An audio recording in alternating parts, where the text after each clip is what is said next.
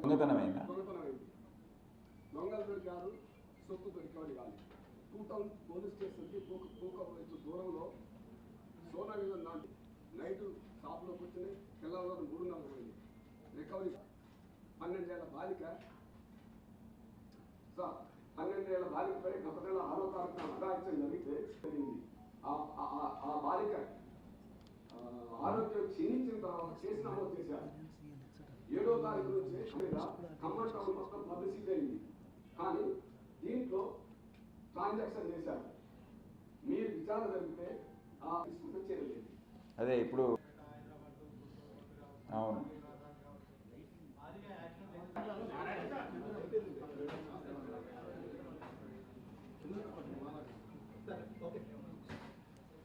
ఖమ్మం చెందిన మీడియా మిత్రులకు నమస్కారం.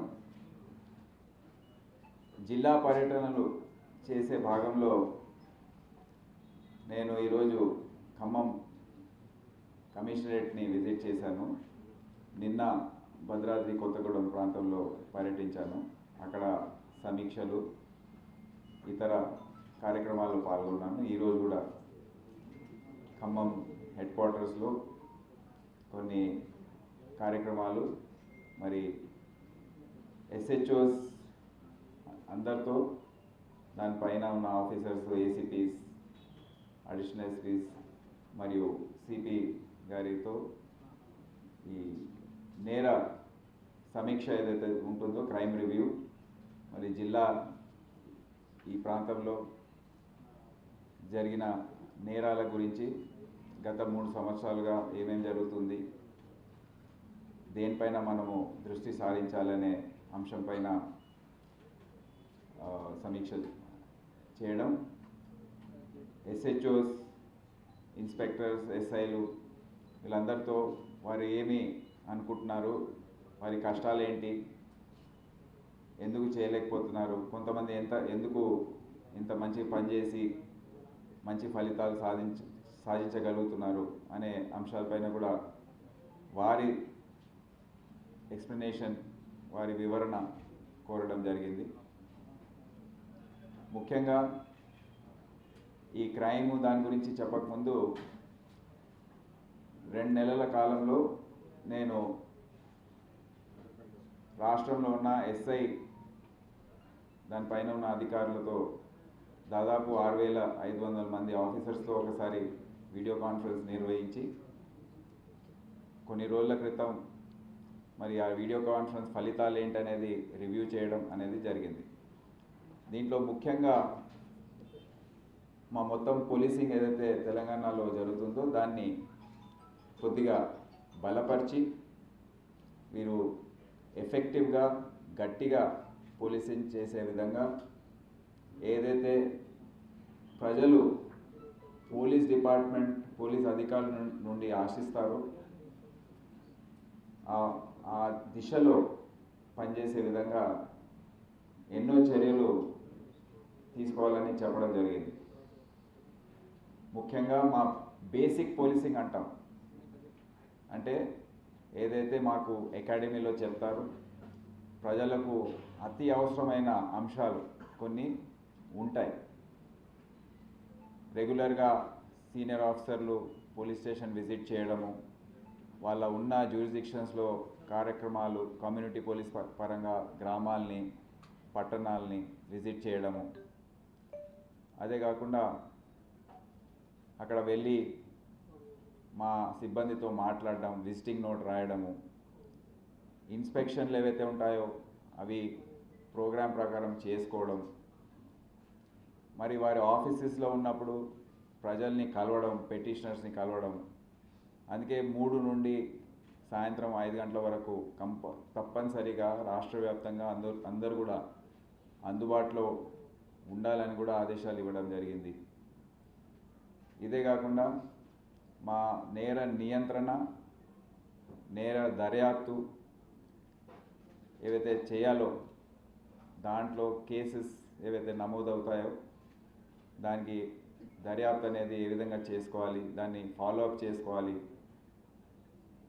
నేరస్తుల్ని అరెస్ట్ చేయడము సరిపోదు, దానికి తగిన చర్యలు తర్వాత ఛార్జ్షీటే కాదు కోర్ట్స్లో మళ్ళీ కోర్టులో మా ఆఫీసర్లు వెళ్ళి కోర్ట్ అటెండెన్స్ ట్రయల్స్ జరుగుతుంటాయి, ట్రయల్ అప్పుడు అటెండ్ చేయడము, విట్నెసెస్ని బ్రీఫింగ్ చేయడము, దానివల్ల ఏదైతే కష్టమో మేము చేస్తామో కేసు డిటెక్ట్ చేయడంలో అది వృధా కాకుండా దానికి కన్విక్షన్ వస్తేనే ఒక పరిణామం అనేది, ఒక ఫలితం అనేది మేము చూస్తాం. ఏమవుతుందంటే ఆ కీలకమైన అంశం పైన దృష్టి కొద్దిగా మళ్ళింది. ఎందుకంటే పని భారం వల్ల, లా అండ్ ఆర్డర్ ప్రాబ్లమ్స్ వల్ల, లేకపోతే దానిపైన దృష్టి ఉండకపోవడం, కన్విక్షన్ రేట్స్ పడిపోవడం, ఇవన్నీ కూడా మేము చూస్తూ ఉన్నాం. సో ఇటువంటి అంశాలపైన కూడా ఇదే కాకుండా వేరే చాలా ఉన్నాయి మా డిపార్ట్మెంట్ ఫంక్షనింగ్లో. బేసిక్ అంశాలు అంటారు చాలా, ఏవైతే మేము చేసుకోవాలో డే పెట్రోలింగ్, నైట్ పెట్రోలింగ్, నేరస్తులు, దొంగలు, రౌడీలు వీళ్ళపైన గట్టి నిఘా పెట్టడం, వాళ్ళు ఏం చేస్తున్నారు అనేది దానిపైన నిఘా పెట్టడం, సిస్టమ్స్ ఉన్నాయి. అవన్నీ కూడా మళ్ళీ గుర్తు చేసి బలపరిచి ఆ దిశలో డిపార్ట్మెంట్ పయనిస్తుంది. చాలా ఇంప్రూవ్మెంట్ ఉంది. నేను చాలా సంతోషంగా ఉన్నాను. ఖమ్మం కమిషనరేట్లో నేను కొన్ని విషయాలు మీకు తెలియపరచాను కొద్దిసేపట్లో. అదే కాకుండా సాంకేతిక పరిజ్ఞానం వాడుకోవడంలో తెలంగాణ పోలీస్ ఎప్పుడు కూడా ముందంజలో ఉంది. CCTNS లాంటి ప్రాజెక్ట్స్ని కొద్దిగా నెగ్లెక్ట్ చేసిన తరుణంలో మేము ఇప్పుడు ఆ పెండెన్సీ ఏదైతే ఉందో గత 3-4 సంవత్సరాల నుంచి పోలీస్ స్టేషన్లో ఏదైతే డేటా అంతా ఫీడ్ చేయాలో అదంతా చేయకపోవడంతో కొద్దిగా వెనుకబడిపోయాం. అవన్నీ ఇప్పుడు చేస్తున్నాం. అది చేస్తే కానీ మా పోలీసింగ్ ఒక స్థాయికి చేరదు. అంటే పోలీసింగ్ జరుగుతుంది, అంతా డిటెక్షన్ జరుగుతున్నాయి, కానీ దాన్ని నమోదు చేసుకోవడము, ఫీడ్ చేయడం అనేది దాంట్లో లోపించి అది నేషనల్ ఫిగర్స్లో రిఫ్లెక్ట్ కావడం లేదు. అవన్నీ కూడా సరి చేసుకుంటున్నాం. CCTNS 3.0 అనేది తీసుకొస్తున్నాం. TG Cop అనేది 3.0 అనేది తీసుకొస్తున్నాం. హాకై 3.0 అనేది తీసుకొస్తున్నాం. ఆర్టిఫిషియల్ ఇంటెలిజెన్స్ ఏ విధంగా ఈ పోలీసింగ్ అంశాల్లో వాడుకోవాలనేది ఒక టీం ఫామ్ చేసి హెడ్ క్వార్టర్లో అక్కడి నుండి అందరికీ ట్రైనింగ్ అదంతా ఇచ్చి కూడా ఆ దశలో మేము పయనిస్తున్నాం. ఈరోజు ఖమ్మం కమిషనరేట్లో కొన్ని అంశాలపైన దృష్టి సారించడం జరిగింది. ముఖ్యంగా ఇక్కడ ఎన్ఫోర్స్మెంట్ అనేది చాలా బాగా జరుగుతుంది. మేము ఇప్పుడు నార్కోటిక్స్, మాదక ద్రవ్యాలపైన దృష్టి సారించాం. ఎందుకంటే మన రాష్ట్రానికి, మన దేశానికి దీంతో ముప్పు అనేది చాలా పెద్ద ఎత్తున ఉంది. మన వచ్చే తరం ఏదైతే ఉందో, మన పిల్లలు భవిష్యత్తు, మనం ఇప్పుడు జాగ్రత్తలు తీసుకోకపోతే అంధకారంలో చేరే అవకాశం ఉంది. పెడ్లర్లు ఎవరైతే ఉన్నారో, ఈ గంజాయి తయారు చేసే వాళ్ళు ఎవరైతే ఉన్నారో, స్మగ్లర్స్ ఎవరైతే ఉన్నారో వారిని చాలా గట్టిగా వారి పట్ల మేము వ్యవహరించబోతున్నాం. నిన్న కూడా చెప్పాను, వీరికన్నా ఆ మావోయిస్టులే బెటర్ అని ఒక స్టేట్మెంట్ లాగా ఇవ్వడం జరిగింది. ఎందుకంటే వీళ్ళు ప్రతి ఇంట్లో దూరుతున్నారు, ప్రతి ఇంట్లో ఉన్న పిల్లల్ని టార్గెట్ చేస్తున్నారు. స్కూల్స్ దగ్గర పాన్ డబ్బాల్లో చాక్లెట్లలో గంజాయి ఇటువంటివి మత్తు పదార్థాలు కలిపి వాళ్ళు తినిపించే ప్రయత్నం చేస్తున్నారు. ఇటువంటి దారుణమైన పని ఏదైతే జరుగుతుందో దాన్ని అందరం కూడా కలిసికట్టుగా, పోలీస్ డిపార్ట్మెంటే కాదు, మాకు ప్రజల సహాయం అవసరం ఉంటుంది, మీడియా సహాయం అవసరం అవుతుంది. మీరందరూ కూడా సోషల్ మీడియా ద్వారా ఇదొక యుద్ధంలాగా మనం చేస్తే కానీ మనము మన వచ్చే భవిష్యత్తుని కాపాడుకునే ఆస్కారం లేకుండా పోతుంది. కొన్ని రాష్ట్రాలు ఉన్నాయి, ఇతర రాష్ట్రాలు, నేను పేరు చెప్పదలుచుకోలేదు, మీకు అందరు తెలుసు. వాళ్ళు ఎంత ముందంజలో ఉండేది. ముందు గ్రాస్ డొమెస్టిక్ ప్రోడక్ట్ ఏదైతే ఉందో వాళ్ళకు నెలవారీగా ఒక సంవత్సర కాలంలో ఏదైతే ఉత్పత్తి జరిగేదో అదే ఏ విధంగా దెబ్బతిన్నది ఈ ఈ సమస్య వల్ల. అక్కడ ఉన్న ప్రజలందరూ నార్కోటిక్స్ మరి మాదక ద్రవ్యాలకు అలవాటు పడి చాలామంది అక్కడ పనిచేసే వాళ్ళు తక్కువైపోయి చాలా పరిణామాలు మనం చూసాం. సో అది మన రాష్ట్రంలో కావద్దని చాలా ముఖ్యమైన అంశంగా చూసి ఖమ్మం జిల్లాయే ఒక ఎంట్రీ డోర్ లాగా ఉంటుంది మన రాష్ట్రానికి.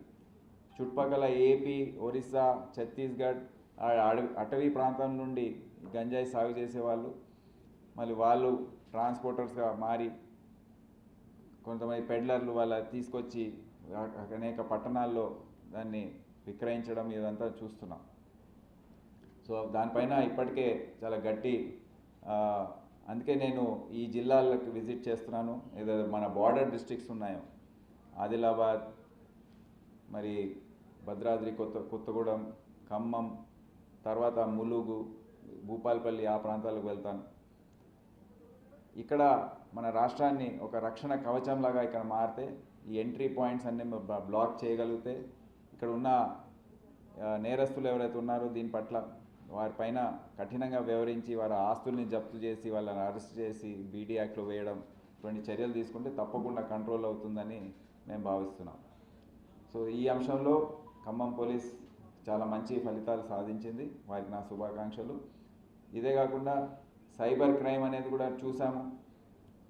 దాదాపు 11 కోట్లు దోపిడీలు దొంగతనాల ద్వారా పోతే 42 కోట్ల విలువ గల ఆస్తులు డబ్బు అకౌంట్స్ని ఇచ్చి సైబర్ క్రైమ్లో పోగొట్టుకున్నారు ఖమ్మం వాసులు. ముఖ్యంగా బిజినెస్ చేసేవాళ్ళు, ప్రొఫెషనల్స్, రిటైర్డ్ అయిన వాళ్ళని ఈ సైబర్ నేరస్తులు ఏదో విధంగా వాళ్ళ గురించి కనుక్కొని వాళ్ళ ఫోన్ నంబర్లు కనుక్కొని వాళ్ళని డిజిటల్ అరెస్ట్ చేయడము, లేకపోతే ఇన్వెస్ట్మెంట్ ఫ్రాడ్లో వాళ్ళకి ఏదో ప్రలోభపరిచి వారిని ఆ స్కీమ్స్లో మళ్ళించి మోసం చేసి డబ్బంతా కొట్టేస్తున్నారు. సో ప్రజల్ని రక్షించే భాగంలో సైబర్ క్రైమ్ పైన నిఘా పెట్టడం చాలా అవసరం. ఇక్కడ ఒక సైబర్ క్రైమ్ సెల్ కూడా స్టార్ట్ చేశారు. అదేవిధంగా సోషల్ మీడియా గురించి కూడా ఎవరైతే సమాజంలో 2 వర్గాల మధ్య విభేదాలు సృష్టించి వాళ్ళ పని చేసుకోవడానికి ప్రయత్నిస్తున్నారు వాళ్ళపైన నిఘా పెట్టడం అనేది 4-5 ఐడెంటిఫై చేశారు. అది కూడా యాక్షన్ తీసుకోవడం జరుగుతుంది. మిగతా రొటీన్ క్రైమ్ ఏదైతే ఉందో దోపిడీ దొంగతనాలు అవన్నీ కూడా అదుపులో ఉన్నాయి. గత 3 సంవత్సరాల ఫిగర్స్ చూస్తే ప్రాపర్టీ క్రైమ్ కంట్రోల్లో ఉంది. రాత్రిపూట దొంగతనాలు కొద్దిగా పెరుగుదల ఉంది. దానిపైన కూడా ఏ విధంగా చర్యలు తీసుకోవాలో మేము డిస్కస్ చేశాము. ఒకటి ఇంప్రూవ్ చేసే అంశం ఏంటంటే ఖమ్మంలో కన్విక్షన్ రేట్స్ తగ్గిపోయాయి. కన్విక్షన్ కేసెస్ అయితే ముందు చెప్పానో శిక్షలు పడే విధంగా చర్యలు తీసుకోవాలి. ఆఫీసర్స్ అందరూ కూడా కోర్ట్ అటెండ్ చేయాలి. జిల్లా మ్యాజిస్ట్రేట్లతో వాళ్ళ జ్యుడిషియల్ మ్యాజిస్ట్రేట్స్తో మంచి సంబంధాలు పెట్టి కోర్ట్స్ అన్నీ కూడా సరిగ్గా ఏదైతే సాక్ష్యాధారాలు ఉన్నాయో అది ప్రజెంట్ చేసి కేసుల్లో శిక్షలు పడే విధంగా చర్యలు తీసుకోవాలని చెప్పడం జరిగింది. అదే కాకుండా నైట్ గస్తీ, దినంలో గస్తీ, సర్ప్రైజ్ చెక్స్ ఇవన్నీ కూడా పెరుగుదల ఉంది. మంచి స్థాయిలో అది చేస్తూ ఉన్నారు.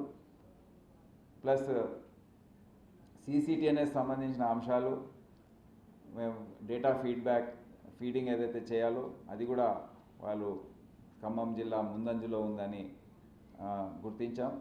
వారందరినీ అభినందించాం. ట్రాఫిక్ సంబంధించిన అంశాలు, రోడ్ యాక్సిడెంట్స్ దానిపైన అరైవ్ అలైవ్ అని ఒక ప్రోగ్రాం ఏదైతే కొనసాగిస్తున్నామో దానివల్ల కొన్ని మరణాలు తగ్గాయి. యాక్సిడెంట్స్ జరిగే హాట్స్పాట్స్ ఏవైతే ఉన్నాయో ఎక్కడైతే ఎక్కువ శాతం జరుగుతున్నాయో యాక్సిడెంట్స్ అవన్నీ గుర్తించడం జరిగింది. అక్కడ కొన్ని మార్పులు చేర్పులు చేసి అక్కడ జాగ్రత్తలు తీసుకుంటే ఇంకా యాక్సిడెంట్స్ తగ్గించే అవకాశం ఉంటుంది. డ్రంక్ డ్రైవింగ్ ఎన్ఫోర్స్మెంట్ కూడా పెరిగింది, అది ఇంకా పెంచాలని కూడా చెప్పడం జరిగింది. సో ఈ విధంగా ఈరోజు ఖమ్మం జిల్లా పర్యటించడం చాలా సంతోషంగా ఉంది. ఇక్కడ ఆఫీసర్స్ అందరినీ కలిసి వారికి దిశ నిర్దేశం చేయడం అనేది జరిగింది. విజిబుల్ పోలీసింగ్ అనేది రాష్ట్ర వ్యాప్తంగా పెంచడం జరిగింది. సో రాత్రిపూట గస్తీ ఏదైతే ఉందో దాన్ని ఇంకా పాయింటెడ్గా చేయాలి. అంటే దొంగలు వాళ్ళ ఇండ్లు ఎక్కడున్నాయి, వాళ్ళు ఏం చేస్తున్నారు, జీవనోపాధి కోసం ఏం చేస్తున్నారు, రౌడీలు ఏం చేస్తున్నారు, ఈ చిల్లర దొంగతనాలు చేసే వాళ్ళు ఏం చేస్తున్నారు, ఎక్కడున్నారు, ఉన్నారా ఇంట్లో లేదా, ఎక్కడ వెళ్ళారు, వెళ్తే ఏ రాష్ట్రాల్లో ఉన్నారు, ఇటువంటి అంశాలు ఏవైతే ఉన్నాయో దానిపైన దృష్టి సారించాలని ఇప్పుడే చెప్పడం జరిగింది. మీరు చెప్పిన 2-3 కేసెస్ డిటెక్ట్ అయి ఉన్నాయి.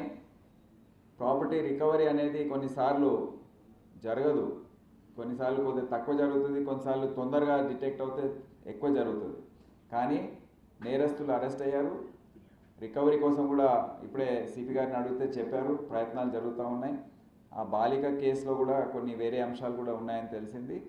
కానీ అది కొద్దిగా లేట్ అయినా దాని గురించి దర్యాప్తు, ఆ కంప్లైంట్ రావడంలో కొద్దిగా ఆలస్యమైందని తెలిసింది. కానీ ఇటువంటివి కూడా ఎటువంటి ముందు వచ్చే రోజుల్లో జరగకుండా చర్యలు తీసుకోవాలని చెప్పడం జరిగింది. ఇప్పుడే అందుకే సమీక్ష కూడా ఆలస్యం దాని గురించి అయింది. సో మర్డర్ కేసులు ఈ విధంగా అన్డిటెక్ట్గా ఉండడం మంచిది కాదు. ఒక స్పెషల్ టీం ఏర్పాటు చేసి కొత్తగా ఆలోచన, కొత్తగా ఏదైతే క్లూస్ ఉన్నాయో దాని గురించి అన్వేషణ అనేది చేయాలని సిపి గారికి ఆదేశం ఇవ్వడం జరిగింది. ఒక నెల రోజులు వాళ్ళు ఎఫ్ఎస్ఎల్ రిపోర్ట్స్ ఇవన్నీ కూడా తెప్పించుకొని ఒక నెల రోజుల్లో ఆ కేసు ఛేదిస్తారని నేను ఆశిస్తున్నాను. సార్, అంటే ఈ జిల్లాలో కల్లూరు పోలీస్ స్టేషన్ పరిధిలో సైబర్ నేరం జరిగింది, దాదాపు 600 కోట్ల పైసలకు. అయితే ఈ నేరాన్ని మా సిటీ గారు అయితే వసుంధర యాదవ్ గారు అయితే వ్యక్తిగత రెస్పాండ్ అయ్యారు. కానీ ఉన్నత స్థాయి వ్యక్తులు ఈ దర్యాప్తును ముందుకు రాకుండా అడ్డుకుంటున్నారు. పొలిటికల్ ఇన్ఫ్లుయెన్స్ చేసి క్రిప్టో కరెన్సీ ఇతర అంశాలు అనేది అనుమానాలు బలంగా ఉన్నాయి. బాధితులు కూడా మాకు వస్తుందా, న్యాయం జరుగుతుందా అనే దాని మీద ఒక పాయింట్ సార్. సైబర్ క్రైమ్ అది అంటే మేము స్మార్ట్ పోలీసింగ్ చేస్తాం. మేము నుంచి దాదాపు 20 ఏళ్ళుగా మేము హైదరాబాద్ కూడా మేము దాదాపు 200 దీని మీద ఒక ప్రత్యేకమైన శక్తి కానీ ప్రత్యేక దర్యాప్తు. ఎందుకంటే 600 కోట్లు ఒకటే పోలీస్ స్టేషన్ పరిధిలో కేసు నమోదైంది. దీంట్లో అడ్డుకుంటున్నారు ప్రబలంగా ఉంది సార్.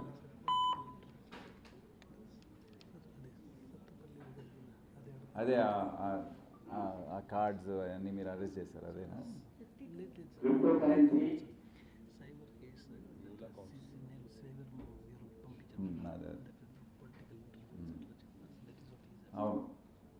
సో మీరు చెప్పిన అంశాలు నేను ఆల్రెడీ ఈ కేసు గురించి హైదరాబాద్ కూడా పిలిపించి సమీక్షించాను. సో దాని గురించి కొన్ని అంశాలు ఉన్నాయి. అది మీరు చెప్పిన అంశాలపైన కూడా మేము పరిగణన తీసుకొని దాన్ని ఎట్లా ముందుకు వెళ్ళాలి అనేది అక్కడ సిపి టీం, అక్కడ ఏఎస్పీ కూడా ఉన్నారు, వాళ్ళు చేస్తారు. వచ్చే రోజుల్లో తప్పకుండా దాన్ని ఛేదిస్తారని మేము అనుకుంటున్నాం. ముఖ్యంగా పొలిటికల్ ఇన్ఫ్లుయెన్స్, కాన్సెప్ట్ లెటర్లతో పోస్టింగ్ సంపాదించుకునే శక్తుల వల్ల సామాన్య ప్రజలు ఇబ్బందులు గురవుతున్న వాళ్ళకి న్యాయం జరగట్లేదని చాలా కంప్లైంట్ ఉన్నాయి. ముఖ్యంగా మట్టి మాఫియా కూడా ఈ జిల్లాలో అన్ని నియోజకవర్గాలకు సంబంధించిన వరకు వాళ్ళకి అనుబంధంగా ఉంటున్నారు అనేది ప్రబలంగా ఉన్నది. అది ప్రత్యేకించి దాని మీద ఏమి యాక్షన్ తీసుకుంటారని తప్పకుండా దాని గురించి అందరితో మాట్లాడాలి. ఇప్పుడు ఉన్న సిస్టమ్ మీకు తెలుసు, కానీ దాంట్లో కూడా ఏంటంటే మేము కూడా కమ్యూనికేషన్ పెట్టుకొని ఎవరైతే అధికారులు వాళ్ళ రికార్డ్ బాగుందో చెప్పడము, దాని గురించి కన్విన్స్ చేయడము అనేది ఒక ఉంటుంది. సో తప్పకుండా మంచి పోలీసింగ్ చూపించినప్పుడు అందరు కూడా, నా 35 సంవత్సరాలు నేను ఎక్స్పీరియన్స్ చేశాను, మంచి పోలీసింగ్ చూపించినప్పుడు అందరు వింటారు. సో అదే దిశలో వెళ్ళాలని మా అధికారులందరికీ చెప్పడం జరిగింది. ఎవరైతే బాగా చేస్తారో తప్పకుండా వారికి రివార్డ్ చేయడం, ఎవరైనా చాలా అంటే ఏదైనా నాకు అండం ఉందని ఏదైనా చేస్తే తప్పకుండా వారికి శిక్షలు పడతాయని చెప్పడం జరిగింది. ఓపెన్ అందరికి ముందు చెప్పాను, ఇక్కడ మా ఇన్స్పెక్టర్లు, ఎస్ఐలు అందరి ముందు. సో వారు కూడా ఒళ్ళు దగ్గర పెట్టుకొని పని చేయమని చెప్పాను. తప్పకుండా ప్రజలకు సేవ అందించే విధంగా అక్కడ ఉన్న ప్రజలు ఎవరైతే ఉన్నారో వాళ్ళు పోలీస్ దగ్గర వచ్చినప్పుడు వాళ్ళకు ఊరట కలగాలి. అంటే మేము న్యాయం కోసం వెళ్ళొచ్చు అనే అంశం పైన దృష్టి సారించాలి. వాళ్ళకి మంచి రెప్యుటేషన్ ఉంటే ఆఫీసర్స్ కూడా వారి కెరియర్ కోసం కూడా మంచిది అని వారికి చెప్పడం జరిగింది. తప్పకుండా ఇంప్రూవ్మెంట్ ఉంటుందని నేను ఆశిస్తున్నాను. ఇక లాస్ట్ క్వశ్చన్ అండి. ఇంకెవరైనా అడుగుతారా? బ్యాక్ సైడ్ అందరు ముందు క్వశ్చన్స్ అడిగే వాళ్ళు ఎప్పుడు ముందు కూర్చుంటారు నాకు తెలుసు.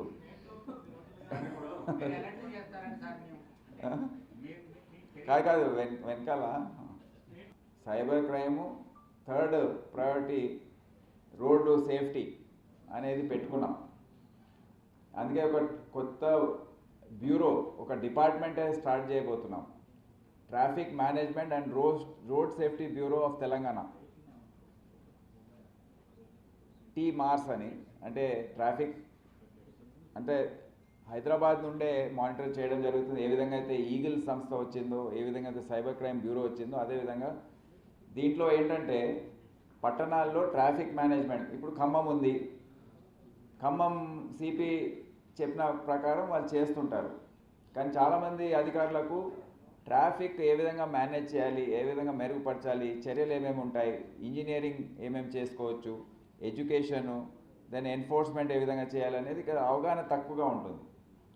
అందరూ ట్రాఫిక్లో పనిచేస్తే కానీ అవి అర్థం కావు.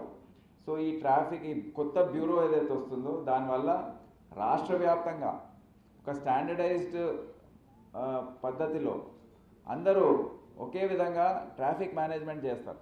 అంటే హెల్మెట్లు వేసుకోవాలి అందరూ. ఖమ్మం పట్టణంలో వేసుకుంటారు కానీ సత్తుపల్లిలో వేసుకోరు, ఇక్కడ వేసుకుంటారు కానీ మహబూబాద్లో వేసుకోరు. హెల్మెట్ కంపల్సరీ అంటే మొత్తం రాష్ట్ర వ్యాప్తంగా హెల్మెట్ వేసుకోవాలి. సీట్ బెల్ట్ కొన్ని ప్రాంతాల్లో కొంతమంది వేసుకుంటారు, కొంతమంది వేసుకోరు. ఇప్పుడు యాక్సిడెంట్స్లో చనిపోవడం అనేది, ఆ మరణాల సంఖ్య పెరుగుతుంది. ఎందుకంటే ఫ్రంట్ సీటే కాదు, బ్యాక్ సీట్లో కూర్చున్న వాళ్ళు సీట్ బెల్ట్ వేసుకుంటే ఈ మరణాల సంఖ్య సగం అయిపోతుంది. యాక్సిడెంట్ జరిగినప్పుడు నిద్రపోతున్న ప్యాసింజర్స్ ఎవరైతే ఉన్నారో వారు తప్పకుండా చనిపోవడం జరుగుతుంది. ఎందుకంటే కొలిషన్ వల్ల బ్రెయిన్ డ్యామేజ్ కావడం, చెస్ట్ బోన్స్ క్రాష్ కావడం, ఇటువంటివన్నీ జరుగుతాయి. అందుకే సీట్ బెల్ట్ ఒకసారి ఒక విధానం అనేది పెట్టినప్పుడు రాష్ట్ర వ్యాప్తంగా అది అమలు కాబోతుంది. అదేవిధంగా ట్రాఫిక్ మేనేజ్మెంట్ గురించి కొన్ని ఉంటాయి. సిగ్నల్స్ దగ్గర ఆపుకోవడం, red light, green light, orange light, ఇవన్నీ కూడా ఒక పద్ధతి ప్రకారం చేస్తే తప్పకుండా హైవేస్ పైన పార్కింగు వల్ల అక్రమంగా లారీలు పోతూ ఉంటాయి రాష్ట్రాల మధ్య. పంజాబ్ నుంచి బయలుదేరితే కేరళ వరకు లారీలు పోతుంటాయి. అలసిపోయి వాళ్ళు రోడ్డు పైన పార్కింగ్ చేసి పడుకుంటారు. అది అక్రమం, అది చెయ్యొద్దు. దానివల్ల ఏంటంటే వెనకాల నుంచి వచ్చే వాళ్ళు కొంతమంది అది కనబడ పరిస్థితుల్లో గుద్దేసి చనిపోవడం అనేది ఎక్కువ సంఖ్యలో మనం చూస్తున్నాం ఈ మధ్య.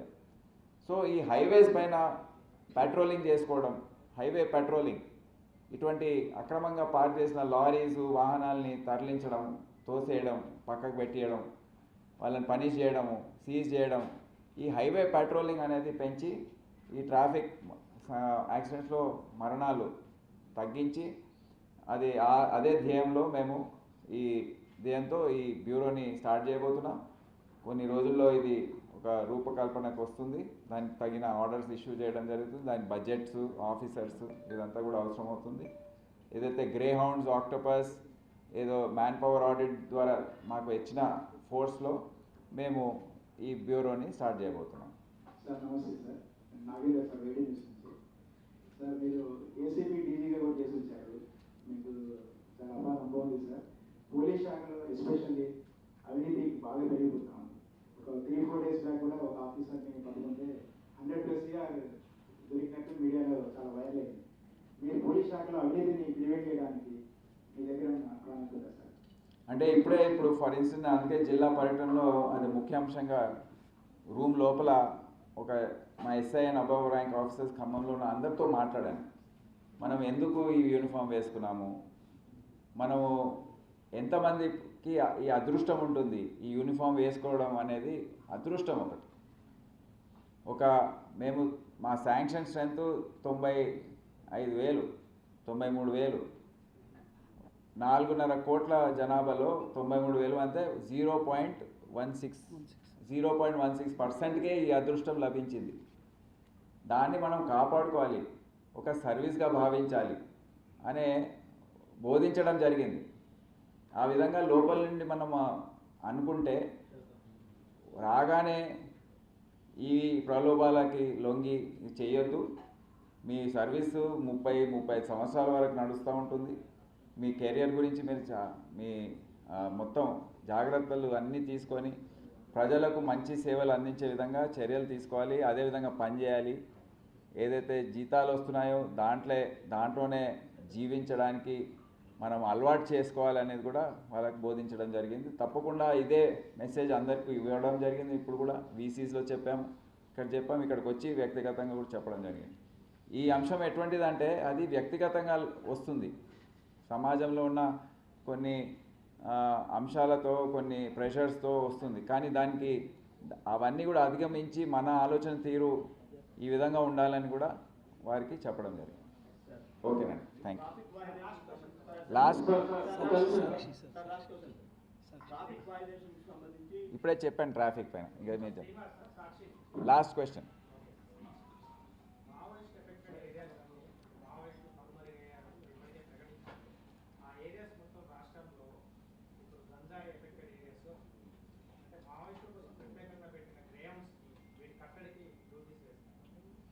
కాదు, ఇప్పుడు మీరు చెప్పిన అంశం చాలా కీలకమైంది. మావోయిస్టులు ఉన్న రోజులు కూడా వాళ్ళు ఈ గంజాయికి వ్యతిరేకంగా ఉన్నారు.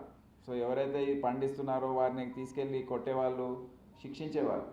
కానీ ఇప్పుడు మావోయిజం తగ్గిపోవడంతో ఆ ట్రాన్స్పోర్టేషన్ ఇదంతా కూడా కొద్దిగా పెరిగి మనకు ఈ విధంగా విస్తరించింది. సో ఇప్పుడు ఏదైతే ఆ గ్రేహౌండ్స్ దళాలు ఉన్నాయో అది వేరే విధంగా వాడతాము. కానీ దీనిపైన దృష్టి పెట్టాము. ఇప్పుడు గ్రేహౌండ్స్ వాళ్ళు ఒకటే ఈ పని చేయలేరు, జిల్లా పోలీస్ చేయాలి.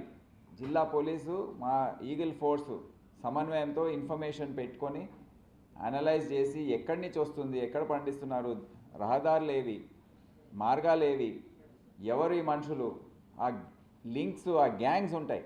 ఆ గ్యాంగ్స్ అన్నీ కూడా డిటెక్ట్ చేసి వారిని కఠినంగా వారి పట్ల వ్యవహరిస్తే, వారి ఆస్తుల్ని సీజ్ చేసి పీడీ యాక్ట్ వాడి కఠినంగా వ్యవహరిస్తే తప్పకుండా ఇది అదుపులో వస్తుంది. దీంట్లో ఇది ఈగిల్ లాంటి సంస్థని బలపరిచే విధంగా గ్రేహౌండ్స్, ఆక్టోపస్ నుంచి ఏదైతే ఫోర్స్ వచ్చిందో వారిని పూర్తిగా ఖతం చేయలేదు. మేము గ్రేహౌండ్స్లో ఇంకా 500 మంది ఉన్నారు. మేము తీసింది 500, అక్కడ 11,000 మంది ఉంటే 1100 మంది ఉంటే 500 తీసాము, 600 మంది ఉన్నారు. ఎందుకంటే మావోయిజం అయిపోయింది అని మనం అనుకొని తీసేస్తే అది కూడా మంచిది కాదు. మేము ఇంకా 1-2 సంవత్సరాలు చూడాలి. ఎవరైతే సరెండర్ అయ్యారో వాళ్ళు ఏ విధంగా వ్యవహరిస్తున్నారు, జనజీవన స్రవంతిలో కలిసారా లేదా, వారిని మానిటర్ చేయాలి, వాళ్ళు రీహాబిలిటేషన్ చేయాలి. ఇవన్నీ అంశాలు నడుస్తూ ఉన్నాయి. సో మేము ముందు జాగ్రత్త చర్యగా వారి సగం ఫోర్స్ అట్లాగే ఉంది. మిగతా సగం ఏదైతే వచ్చిందో అది ఇటువంటి సంస్థల్లో Eagle, cyber crime, traffic, road safety ఇటువంటి సంస్థల్లో మేము వాడబోతున్నాం. Thank you. Last question sir. గట్టి పోలీసింగ్, స్ట్రాంగ్ పోలీసింగ్ అంటే దాంట్లో భాగం, ఒక చిన్న భాగం ఫ్రెండ్లీ పోలీసింగ్. ఎవరైతే పోలీస్ స్టేషన్కి వస్తారో వారు ఫిర్యాదుదారులు ఉంటారు, వాళ్ళు మర్యాద చూడాలి, కూర్చోబెట్టాలి, నీళ్ళు దాపియాలి, టీ దాపియాలి. కానీ ఎవరైతే రోడ్డు పైన ఉల్లంఘిస్తున్నారో, చట్టాన్ని ఉల్లంఘిస్తున్నారు, వేరే వాళ్ళకి ఇబ్బంది కలిగిస్తున్నారు, అటువంటి వారిపైన మేము కఠినంగా వ్యవహరిస్తాం. దాంట్లో ఎటువంటి తేడా ఉండదు. ఎఫెక్టివ్గా గట్టిగా ఉంటాం. లాఠీలు పట్టుకున్నాం, మా వెపన్స్ ఆఫీసర్స్ క్యారీ చేస్తారు.